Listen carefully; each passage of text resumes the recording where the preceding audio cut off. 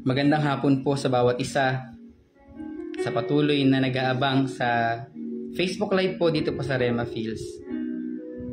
At ngayon po, bago po tayo magsimula, minsan pa manalangin po tayo. Sige, pray po tayo. Hallelujah, Mang Diyos, sa dakilang pangalan ni Jesus.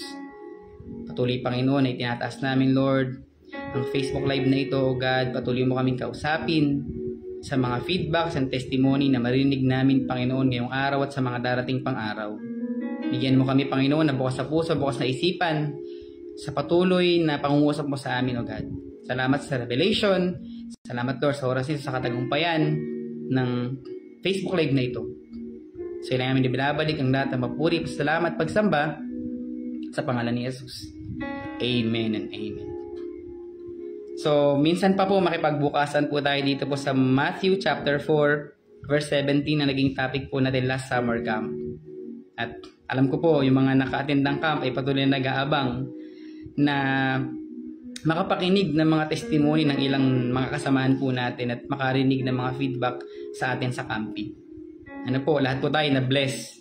Alam ko po, lahat po tayo ay nung last kahapon, Sunday, nasabik na i-testify kung gaano kabuti, kung gaano kadakila at kung ano ang ginawa ng Diyos sa atin last summer camp. Amen po.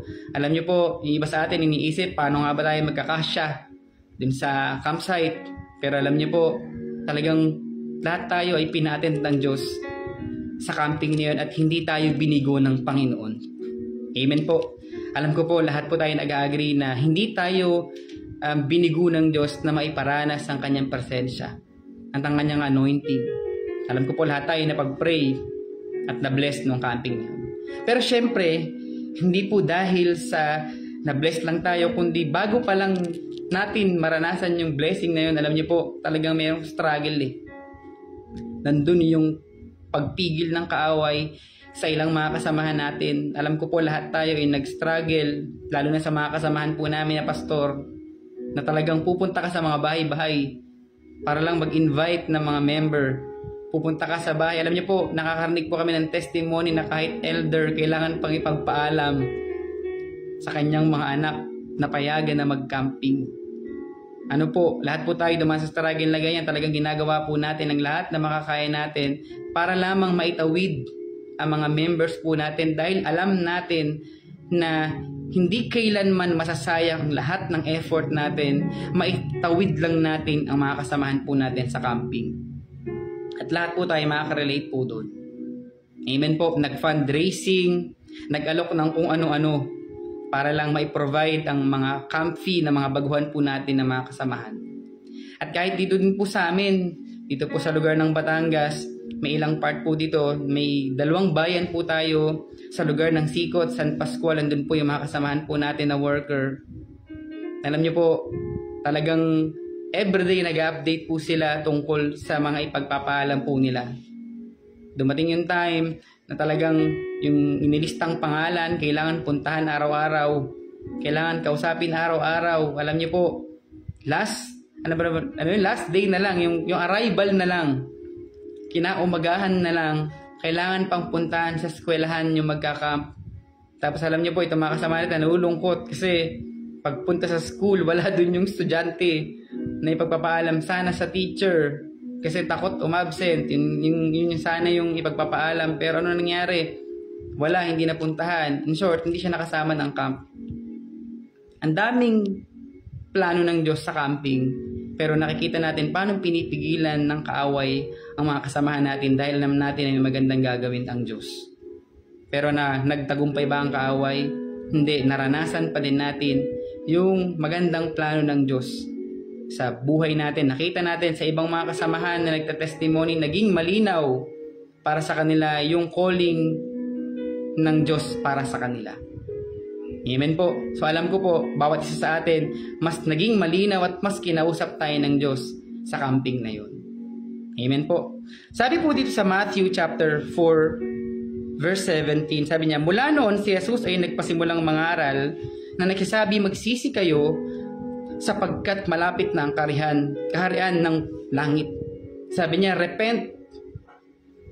Repent. Alam niyo po yung word na repentance, hindi lang po ito para sa mga unbeliever. kundi ito din po ay warning ng Diyos sa atin, lalo na sa atin na mga believer. Alam niyo po, sa totoo lang, mas mataas pang standard, mas mataas ang dealing ng Diyos sa mga naglilingkod na, sa mga hindi pa naglilingkod. Mas mataas ang standard ng Diyos. At yung mensahe ng Panginoong Yesus, sinasabi niya, repent. Kasi ang kingdom ng Diyos, hindi lang ito para sa mga unbeliever, kundi para sa mga believer din. Sa atin na ng mga naglilingkod.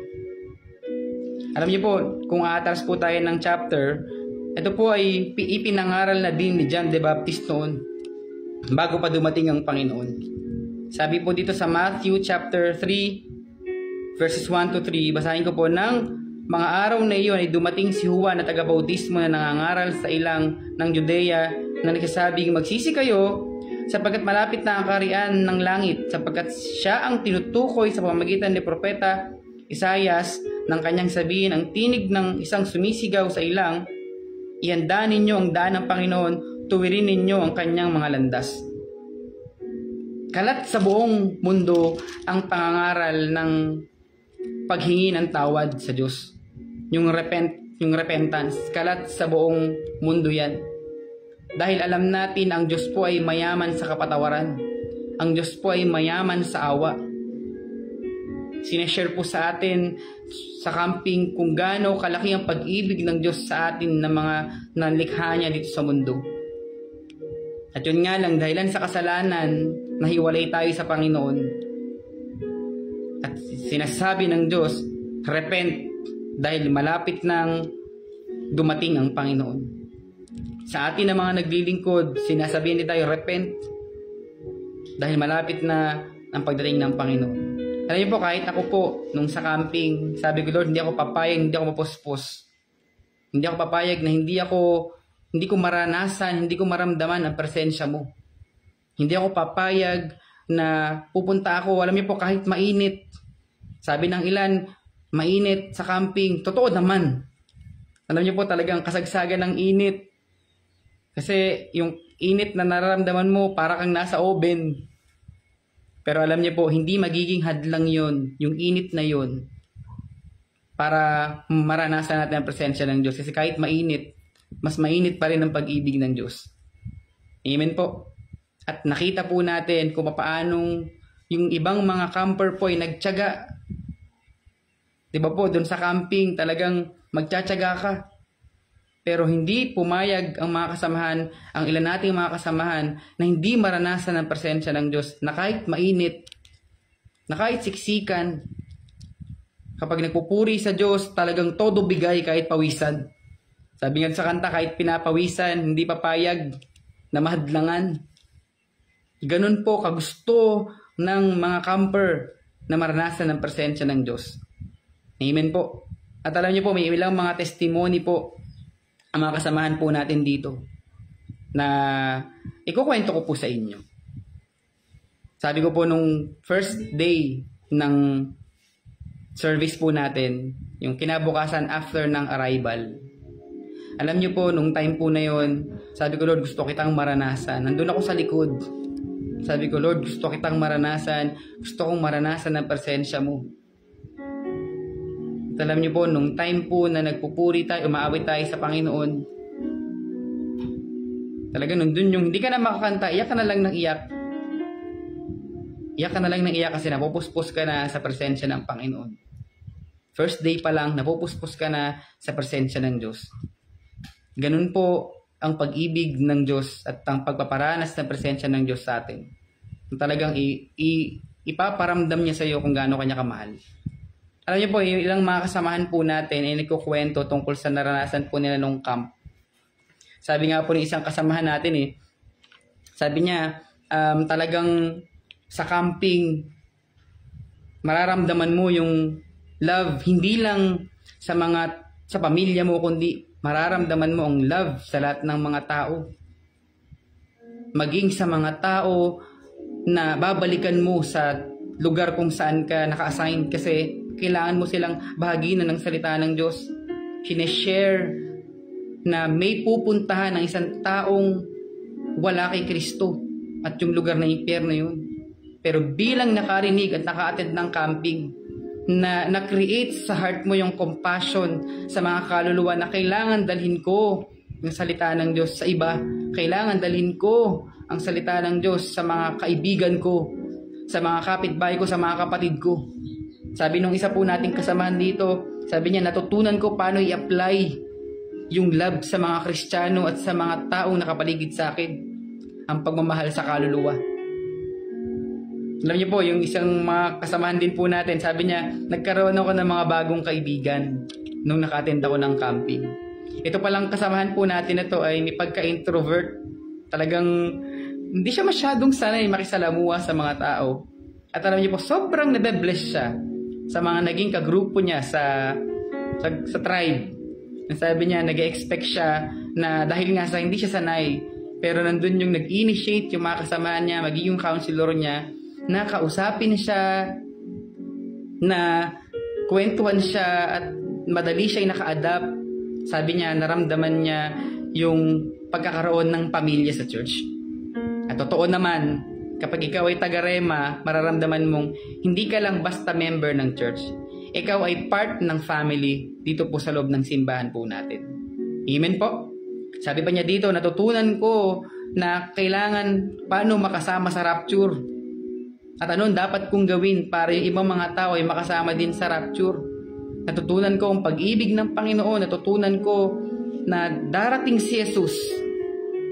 Hinihintay natin ang pagdating ng Panginoon. Kailangan nating magtiyaga sa paglilingkod. Sabi niya, masaya na nagkaroon ako ng kaibigan, pero mas masaya ako na naramdaman ko ang presensya ng Diyos nung camp. Sabi niya, ang Panginoong Hesus pala, pwede ko siyang makilala bilang kaibigan. Hindi lang pala yung kaibigan ko na personal, yung tao na kaibigan ko, di pwede ko palang maging kaibigan si Jesus.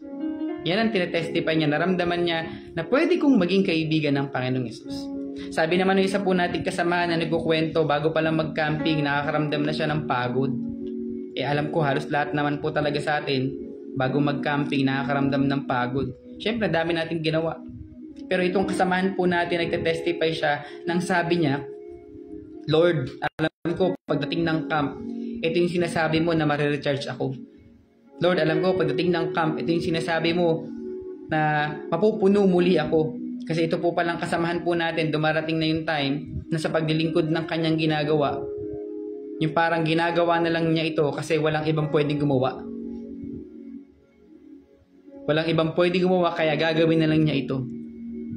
Yung para bang ginagawa na lang niya kasi kailangan, hindi dahil para sa Panginoon. At nung umattend po siya ng camp, yung parang nakorek po siya ng Lord doon, sabi niya, gagawin ko na kung ano yung pinagagawa ng Diyos. At sabi pa po niya dito, nandun yung tanong niya sa Panginoon. Sabi niya, Lord, anong plano mo sa akin at plano mo sa pamilya ko? At sabi niya, nung time daw po ng washing of the feet, pinag-pray siya ng pastora niya, pinag-pray siya ng mga tita niya, at andun po yung comfort nung time na narinig niyang sinasabi ng mga pastor niya na salamat kasi nandyan kayo para sa gawain ng Panginoon. Parang naging mensahe ng Diyos para sa kanya yung salitang salamat kasi nandyan kayo para sa gawain ng Panginoon. Iniisip niya, paano nga pala kung wala siya doon sa church na yon, sa atin, sa church natin dito? Sino nga kayang gagawa ng trabaho, ng service para kay Lord? Bago siya mag-camp, iniisip niya, ako na lang ang gumagawa ng bagay nito, pero yun pala, kalooban ng Diyos. Kasi dahil sa pamilyang ito, naging magaan ang gawain ng Panginoon sa isa po nating simbahan. At nung pinagpe-pray siya, naging mensahe ng Diyos para sa kanya yung prayer na yun. At alam niyo po, sinasabi po niya dito na nakakarinig siya ng boses sa loob ng puso niya na nagsasabing magpatuloy ka lang kasi malaki ang plano ko sa iyo at sa pamilya mo. Alam niyo po, sakto daw po nung time na nararamdaman niya yung mga salitang yon, saktong-saktong nung pinag-pray siya, sinabi daw nung nag-pray sa kanya na malaki ang plano ng Diyos para sa pamilya mo, magpatuloy ka lang. Sinabi pa nung nagpe-pray sa kanya, kaya nagkaroon ng simbahan dyan dahil sa pamilya niyo. Naging malaking revelation ng Diyos sa kanya nung camp na kaya nagkaroon ng church sa kanilang lugar ay dahil sa kanilang pamilya. At maniwala po kayo mga kapatid, marami din pong mga ganyang testimony sa ibang mga churches natin na sila pala ay isa sa dahilan ng Diyos kung bakit itinayo ang simbahan na yun. At maaaring ikaw din na nakikinig ngayon na uma-attend sa outreach sa atin sa Rema, maaaring kaya nagkaroon ng simbahan sa malapit sa inyo dahil ikaw ang dahilan ng Diyos. At the same time, nagtayo po ang Diyos ng mga simbahan sa mga kanya-kanya po nating mga outreaches para magkaroon ng praying church. At ang sabi po ng kabataan po na ito, sabi niya, bago ako umalis ng camp, na full church ako. At bumalik yung love ko sa gawain ng Panginoon at sa ministry ko. Yan ang naging malaking impact ng camping po sa kasamahan po natin dito po sa lugar ng Batangas. At alam ko po, marami po tayong iba mga testimony, pero isa lang po ang pinaniniwalaan ko po, hindi po tayo binigo ng Diyos.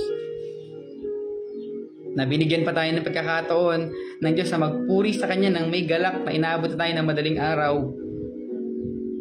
Andun yung tumatalon, sumasayaw, may galak na nagpupuri at nagpapasalamat sa Panginoon. Hindi po tayo binigo ng Diyos. At alam ko po, excited tayo ulit sa mga susunod na camping. Sabi nga po na isang kasamahan po namin na bata dito, na siya po ay 13 years old. Nagbabanggit sa amin. Sabi niya, pwede po ba mag-worker? Sabi ko, anong grade mo na ba? Sabi niya, grade 8. Sabi ko, pwede naman. Pwede ka mag-part-time worker. Sabi niya, yung pagpa-part-time daw po niya, mag-i-stay po siya ng 1 week sa isang church sa Santo Tomas. Mag-stay po siya ng 1 week kapag daw bakasyon. Alam po, itong bata na to, uuwi to ng minsan nagbabakasyon to sa lolo't lola niya. Pero alam niyo po, lumabas sa bibig niya, sabi niya, yung bakasyon ko po, ilalaan ko sa pagpapadeploy kahit 1 week o 2 weeks sa bawat simbahan po natin dito. Napuso na po natin sa Panginoon. Kaya mga kapatid, magpatuloy lang po tayo sa mga susunod po na araw. Marami po tayong marinig na feedback at mga testimony sa camping po na nakaraan. Maraming salamat po sa pakikinig po ninyo. Pagpalain po kayo ng Panginoon. Na manalangin po tayo. Hallelujah, Mang Diyos, sa dakilang pangalan ni Jesus. Nagpapasalamat po kami, Panginoon, sa oras na ito, sa mga testimony na witness namin, Panginoon, kung gaano ka kadakila sa mga gathering na kung saan kinakatagpo mo kami, O Diyos. Salamat sa mga camp meetings na ito na nagiging dahilan upang mas lalong maging malinaw para sa amin ang plano mo. At salamat sa mga gathering na ito, O God, dahil sa presensya mo, mas lalo naming minamahal ang ministry namin. Mas lalo naming minamahal ang paglilingkod sa iyo, Panginoon. Hayaan mong lakaran namin ang perpektong plano at kalooban mo. Upang sa gayon mangyari ito at may sakatuparan kung ano ang magandang plano mo para sa amin.